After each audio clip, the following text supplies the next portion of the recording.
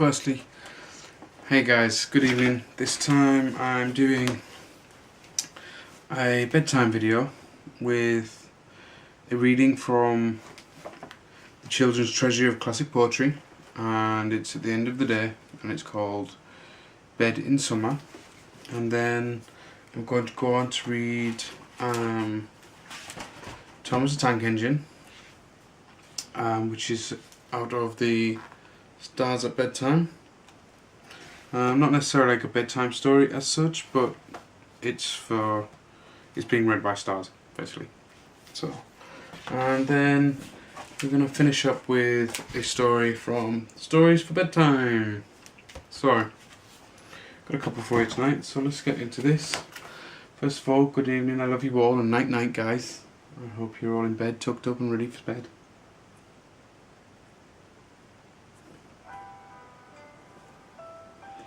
So, bedtime in summer.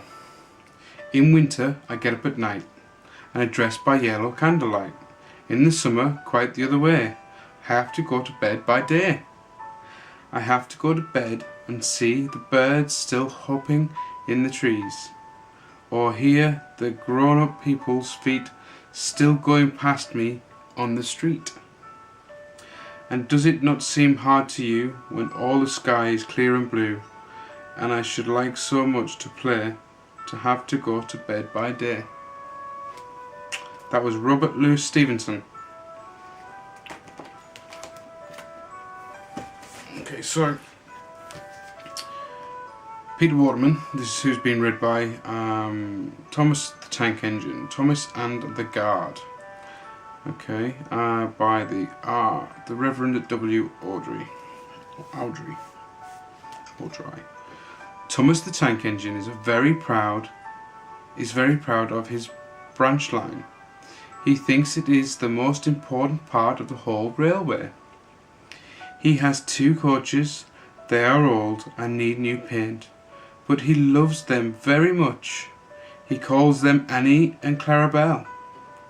Annie can only take passengers, but Clarabelle can take passengers, luggage and the guard.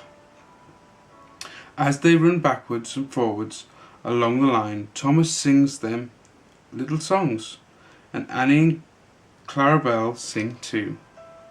When Thomas starts from the station, he sings, "Oh, come along, we'd rather late. Oh, come along, we're rather late."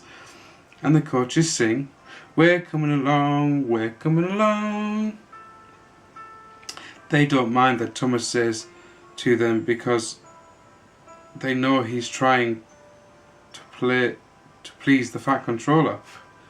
Sorry, they don't mind what Thomas says to them because they are trying to please the Fat Controller. And they know too that if Thomas is cross, he is not cross with them.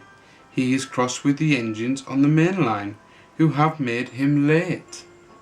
One day they had to wait for Henry's train. It was late. Thomas was getting crosser and crosser. Now can I run my line properly if Henry is always late? He doesn't realise that the Fat Controller depends on me, and he is whistling impatiently. At last Henry came. "Where have you been, lazybones?" asked Thomas crossly. "Oh dear, my system is out of order. No one understands my case. You don't know what I'm suffering," moaned Henry. "Rubbish," said Thomas. "You're too fat. You need exercise." Lots of people with piles of luggage got out of Henry's train, and they climbed into Annie and Clarabelle. Thomas had to wait till they were ready. At last the guard blew his whistle and Thomas started at once. The guard turned round to jump onto his van, tipped over the old lady's umbrella and fell flat on his face. By the time he had picked himself up, Thomas, Annie and Clarabelle were steaming out of the station. "Come along, come along," puffed Thomas. But Clarabelle didn't want to come. "I've lost my nice guard." "I've lost my nice guard," she sobbed. Annie tried to tell Thomas, "We haven't a guard, we haven't a guard. but he was hurrying and wouldn't listen. Oh, come along, he puffed impatiently. Annie and Clarabel tried to put on their brakes, and they couldn't without the guard. Where is our guard? Where is our guard? They cried. Thomas didn't stop till they came to a signal. Bother that signal, said Thomas. What's the matter? I don't know, said his driver.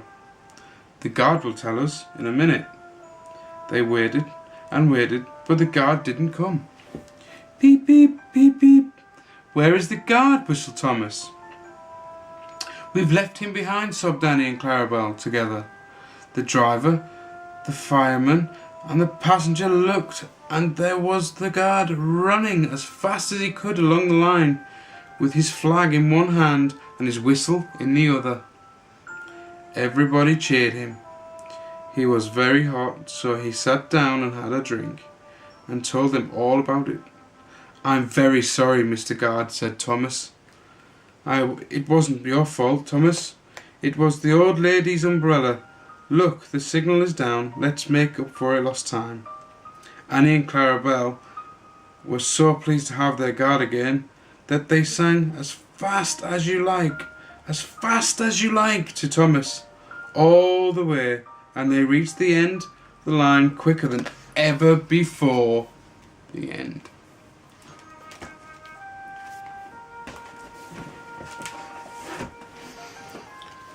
So this is Stories of Bedtime by somebody.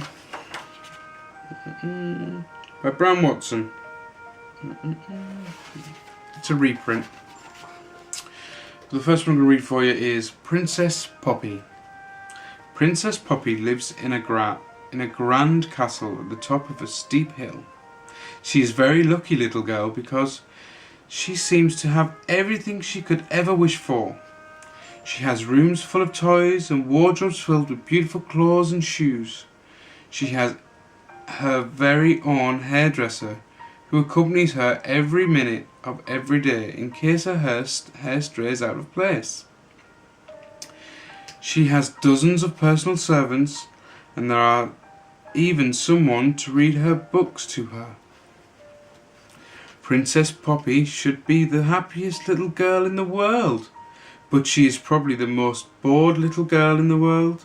Looking out of her bedroom window, high up in the tower, she sees the cook's 3 children helping with everyone's chores down in the yard. They look to be having so much fun. She decides to join them, so she picks out her prettiest dress and daintiest shoes and skips downstairs to meet them. The children are helping the groom to clean the stables, and they are covered in straw and dust. When Poppy asks if she can join in, they take one look at her pink dress, sparkly shoes, manicured nails, and burst out laughing.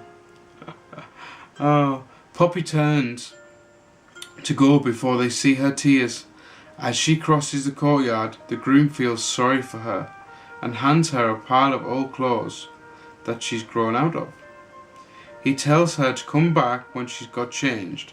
Poppy is back 5 minutes later, and this time the children are happy to let her join in. Poppy is grubby and tired after cleaning the stables and feeding all the horses, but she can't remember the last time she enjoyed herself so much. Now Poppy spends a lot of her time helping the groom and the gardeners and the cook, or just playing with her new friends. The children also like spending time in Poppy's room with all her toys and books, and they enjoy dressing up Poppy's fabulous clothes. Poppy thinks it's much more fun to share, and she loves being with her new friends. Night night guys, I love you all so much. I miss you all so much. See you soon. Mwah.